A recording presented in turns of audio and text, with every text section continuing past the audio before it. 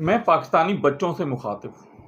आपने देखा इंडिया ने कैसे अपने आप को एटमी पावर बनाया और अल्लाह ने पाकिस्तान को कैसे उससे स्ट्रॉन्ग एटमी पावर बनाया।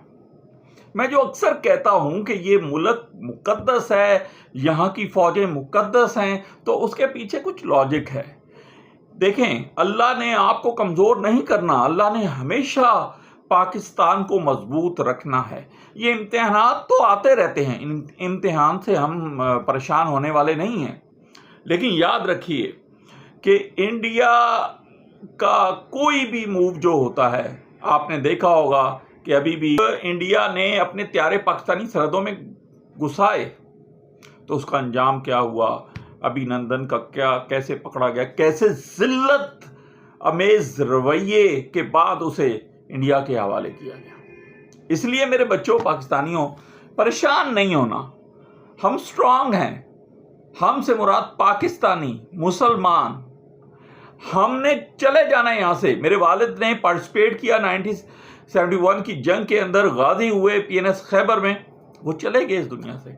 अब मैं अपने बेटे को ला रहा हूँ, आप भी लाइए। ये जो फौजी हैं ये हमारे बेटे हैं। हम उनके उस अनकॉन्स्टिट्यूशनल रोल की हद तक उनकी मुखालफत करते हैं, लेकिन उनसे मुहब्बत हमारा कौमी फरीज़ा है। अगर हम ये नहीं करेंगे तो हम गुनाहगार ठहरेंगे।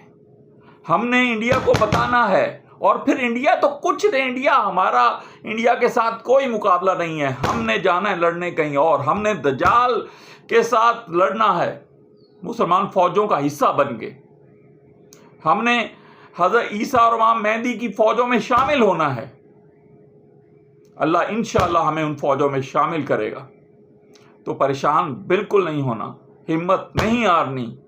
पाकिस्तान ना ख़त्म होने के लिए पैदा हुआ है और हम क़यामत तक जिंदा रहेंगे पाकिस्तान की शक्ल में।